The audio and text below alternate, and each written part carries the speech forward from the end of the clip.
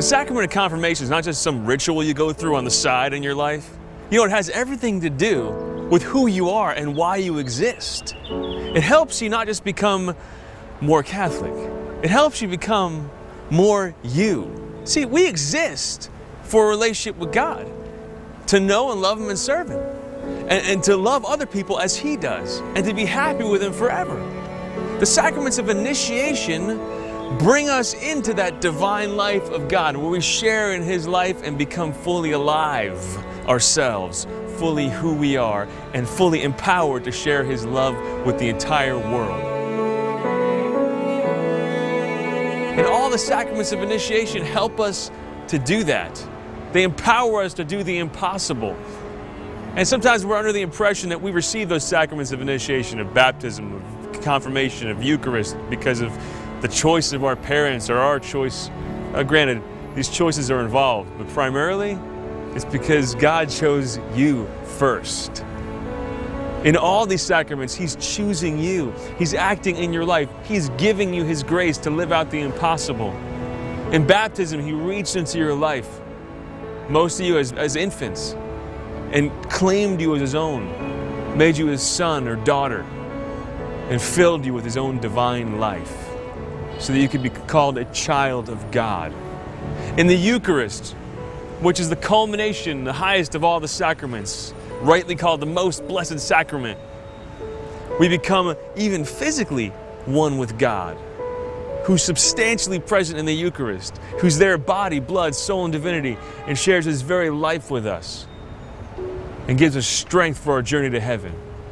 In confirmation, which the Catechism calls the sacrament of Christian maturity, the grace that God gave you and started to give you in baptism is completed in you in a more full way, with a more complete outpouring of the Holy Spirit, with a strengthening in the 7 gifts of the Holy Spirit that you need to make you to be holy. And with the grace that the apostles were given, that same type of grace to be a courageous witness before the entire world of the good news of Jesus Christ. Though you probably won't have to do it in a Coliseum, but in your lunchroom, in your football field, you know, in the locker room, where your priest or youth minister, whoever, isn't going, but God is sending you to be a witness in those places to do the impossible. And it's right that the Catechism calls it the sacrament of Christian maturity. You see, Christian maturity, it doesn't just have to do with age or with your own skills, your own knowledge of God. Christian maturity has to do with the grace that He equips you with to live out His divine life. And there's been saints throughout history and martyrs throughout the history of the church who were children who had achieved Christian maturity. One of my favorites is Blessed Jose Sanchez del Rio. There was a persecution of Catholics in Mexico in the early 1900s. He was part of a group that he knew very well could have gotten him killed, and he was thrown in jail. Before his dad could pay his ransom, the authorities got him out of jail, shaved the bottoms of his feet, and made him walk through the center of his village. The whole way he's walking, they said, "Listen, kid, just say one phrase, 'Death to Christ the King,' we'll let you go home." And all he kept saying was, "Viva Cristo Rey, long live Christ the King." What do you want us to tell your family? Tell them I'll see them in heaven.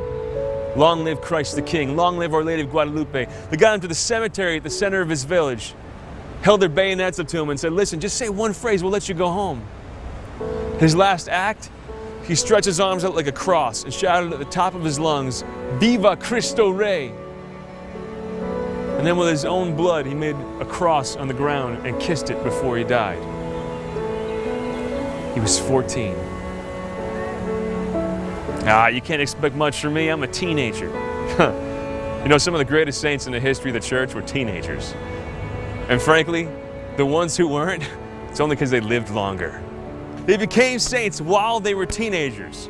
You think we're doing this whole chosen program and all this stuff because of what we have to give you? It's not. It's because of what we know that you have to give the church and the world when you open your young heart to the grace of God. The grace is going to give you to live out the impossible in the sacrament of confirmation, to be that martyr / witness, not